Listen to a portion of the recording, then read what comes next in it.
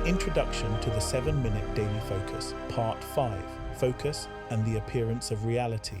Focus is the holding bridge between actuality and appearance. It is the mechanism through which the metaphysical becomes physical, the unseen becomes physically visible, and the completed inner truth becomes the reported outer form. Focus does not change reality, it stabilizes your relationship to it. When your focus is clear, consistent, and unwavering, translation becomes straight. When your focus wavers, the translation becomes distorted, delayed, or fragmented. Appearance is not created by struggle. Appearance is not produced by force. Appearance is the report of a steady inner state. A stabilized focus generates a stabilized state. A stabilized state generates a stabilized physical world. Your 5 senses are reactive instruments. They can only show you what focus has already permitted to appear. When the first sense holds actuality with confidence, the physical senses will eventually be compelled to report the physical expression concerning one's actuality. This is the principle of appearance.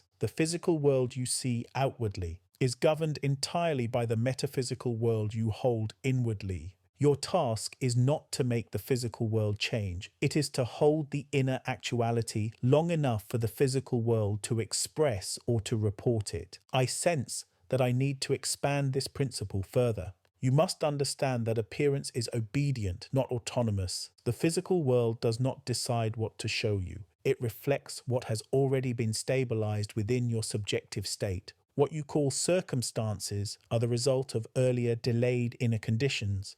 This is why exertion applied at the level of appearance feels exhausting. You are attempting to rearrange consequences while ignoring causes. The 7-minute daily focus reverses this error by returning authority to its rightful place.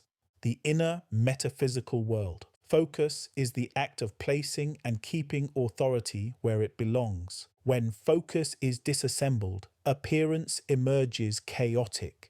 When focus is absent, you are not active, you become reactive, and appearance appears threatening. But when focus is anchored, appearance becomes cooperative. The physical world does not resist clarity, it responds to it. Many people believe they are focused when they are merely emotionally invested. Emotional intensity fluctuates. Focus does not. Focus is calm, steady, unmoved by contradiction. It does not argue. With the physical senses, it outlasts them. This is why my line of thought distinguishes between reaction and recognition. Reaction seeks its ability from what is already physically visible. Recognition receives its ability from metaphysical actuality or what is real but not yet physically seen. Focus also determines what appears. The quality of your focus shapes the quality of your physical world. A focus held in certainty produces orderly or effective translation. A focus held in fear produces fragmented outcomes. A focus held in lack produces scarcity of physical form.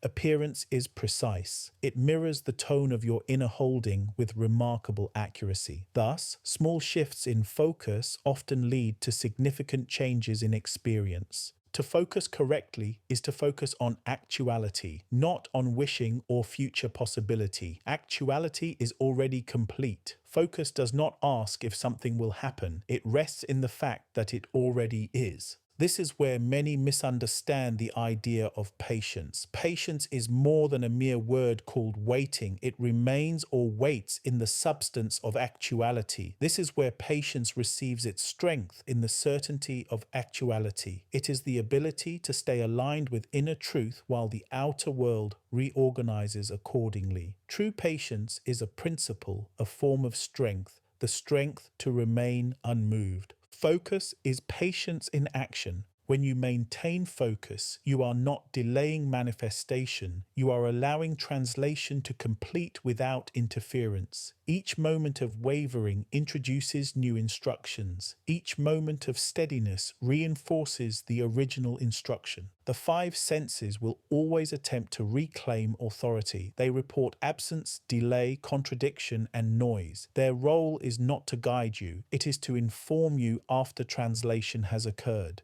When you understand this, you stop consulting the five senses for permission. You stop asking the physical world whether your inner truth is valid. You already know, because the first sense has perceived it. This is the turning point between inner leadership and outer dependence. Ultimately, Part 5 teaches this law with clarity. Appearance must follow focus, not because focus is forceful, but because focus is certainty. It holds what is true long enough for the echo to be established. When you no longer chase outcomes, outcomes begin to chase alignment. When you no longer fight conditions, conditions reorganize accordingly. When you no longer react to the physical world reacts to you. This is not control, it is coherence. Coherence is the natural state of metaphysical reality when focus is correctly placed.